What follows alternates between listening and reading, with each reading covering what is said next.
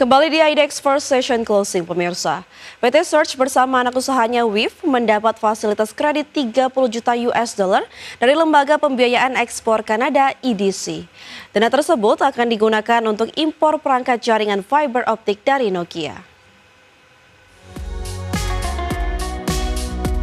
PT Solusi Sinergi Digital Tbk atau Search melalui anak usahanya PT Integrasi Jaringan Ekosistem memperoleh fasilitas pembiayaan dari Export Development Canada senilai 30 juta dolar Amerika Serikat atau sekitar 493 miliar rupiah.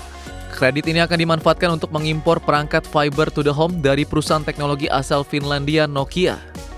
Direktur Utama Search, Yune Marketatmo menyebut fasilitas ini berlaku sampai 14 Maret 2028.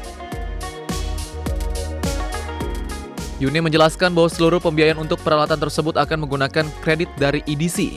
Pinjaman ini penting untuk mendukung strategi perseroan menghadirkan layanan internet murah berbasis fiber optik di Indonesia. Transaksi ini dinilai material karena mencapai lebih dari 50% dari ekuitas perseroan per akhir 2024. Meski tergolong material, aksi korporasi ini tidak memerlukan persetujuan pemegang saham sesuai aturan POJK. Adapun Search optimistis pengembangan jaringan FTTH ini akan berdampak signifikan terhadap kinerja operasional dan finansial. Proyek ini dinilai mampu memperkuat posisi perusahaan di sektor layanan konektivitas digital. Berbagai sumber IDX Channel. PT Papros Tbk menargetkan peningkatan penjualan hingga rencana lebih dari 20% di 2025. Kinerja kuartal 1 mencapai 200,7 miliar, tumbuh 17,3% year on year, didorong oleh lonjakan penjualan obat OTC sebesar 79% dan etikal 40% year on year. PT Papros Tbk menargetkan peningkatan penjualan hingga rencana lebih dari 20% di 2025 ini. Papros optimis nilai ekspor obat akan meningkat 25% di 2025. Pasar baru seperti Timur Leste, Kamboja, Filipina, Malaysia, dan Peru sedang dijajaki, dengan Myanmar dan Papua Nugini disiapkan pada 2026. Pada kuartal 3 tahun 2024, ekspor Papros melonjak hampir 194%, mencapai 3,3 miliar ke Timur Leste, Kamboja, dan Filipina. Hal ini mencerminkan keberhasilan strategi ekspor jangka panjang. Papros menargetkan kontribusi ekspor mencapai 10% dari total pendapatan dalam beberapa tahun ke depan. Perusahaan tetap menapaki fondasi internal dan membidik negara-negara tanpa produsen obat lokal. Transformasi pemasaran meliputi promosi massal produk OTC melalui media digital, serta penguatan tender pemerintah untuk produk etikal di rumah sakit. Strategi ini dinilai berhasil meningkatkan penjualan OTC sebesar 79% year on year hingga kuartal 1 2025. Papros fokus memperkuat portofolio dan inovasi rilis produk baru, produk oat kategori harian, serta biomaterial seperti Bonneville Ortho Cube melalui kolaborasi riset dengan institusi dan dalam luar negeri. Efisiensi operasional dan efisiensi biaya pemasaran menyebabkan penurunan liabilitas jangka pendek 17%, dan peningkatan kas menjadi 51,6 miliar rupiah per Maret 2025. Arus yang sehat mendukung kapabilitas ekspansi ekspor dan pengembangan produk.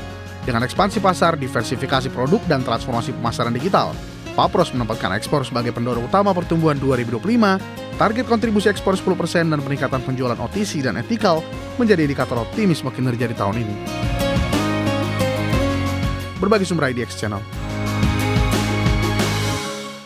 Pemirsa, PT Prodia Widya Husada Tbk resmi mengakuisisi 30% saham PT Prodia Stem Cell Indonesia atau ProStem sebagai langkah strategis memperluas bisnis bioteknologi. Akuisisi ini menegaskan komitmen Prodia untuk menjadi pusat terapi sel punca di Asia Tenggara melalui sinergi layanan diagnostik dan terapi regeneratif merek sendiri.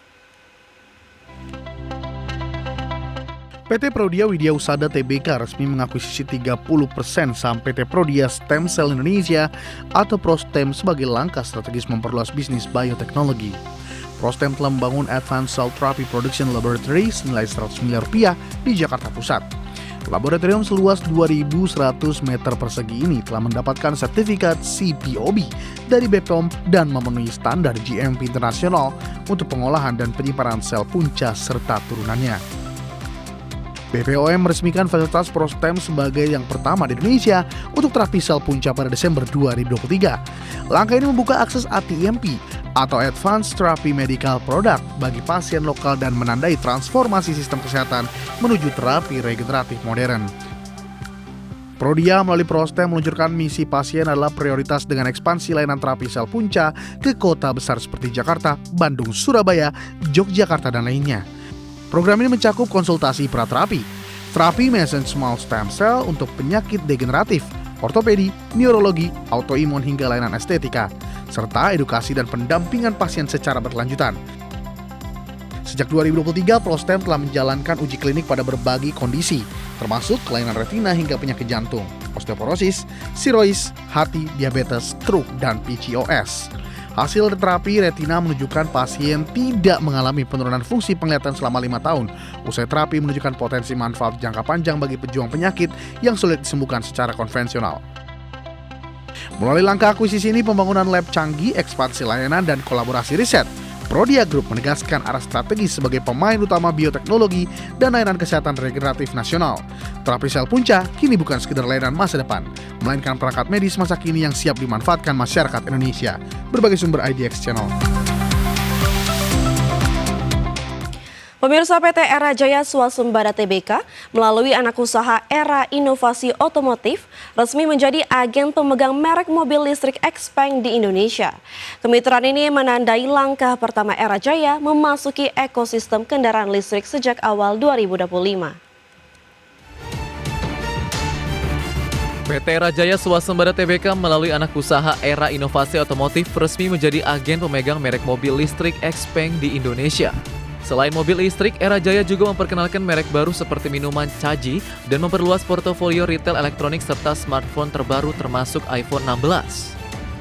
PT Era Link Internasional pemegang kendali Era Jaya memborong 65,88 juta saham Era pada akhir Februari 2025, tanda kepercayaan terhadap prospek ekspansi EV dan produk baru. Segmen Era Blue retail elektronik dan rumah tangga multi merek tumbuh pesat dengan laba kembali positif 4,5 miliar rupiah di kuartal 1 2025 setelah sebelumnya rugi. Era Jaya menyerap capex 317 miliar rupiah pada kuartal 1 2025, sebagian untuk ekspansi gerai dan persiapan infrastruktur EV sejalan strategi hybrid retail dan otomotif. Menurut sejumlah analis, Era menargetkan penjualan 1.000 unit Xpeng pada 2025 dan 1.200 unit di 2026, diperkirakan menyumbang 800 miliar rupiah pendapatan di 2025. Dengan menghadirkan EV, minuman, dan produk teknologi, Era Jaya membangun model bisnis yang lebih beragam untuk meredam risiko dan meraih peluang pasar baru. Langkah Era Jaya masuk ke segmen kendaraan listrik melalui Xpeng merupakan dorongan signifikan untuk memperkuat fondasi sebagai smart lifestyle retailer terdepan. Eksekusi agresif dan dukungan modal menjadi kunci keberhasilan di masa depan. Berbagai sumber IDX Channel.